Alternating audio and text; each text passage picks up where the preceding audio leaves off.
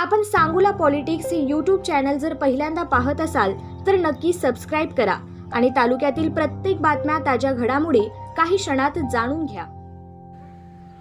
सांगोल्याचे माजी आमदार दीपक आबा साळुंखे पाटील यांनी आज रंगपंचमी सणाचा आनंद लुटला। दीपक आबांनी आपल्या नातवासमवेत रंग खेळून हा रंगपंचमीचा आनंद लुटला। आज सकाळीच दीपक आबांनी आपल्या निवासस्थानी आपल्या कार्यकर्त्यांनाही रंग लावून रंगपंचमी सणाचा आनंद लुटला। यावेळी दीपक आबांनी आपले नातू यांना रंग लावून रंगपंचमी सणाचा आनंद लुटला।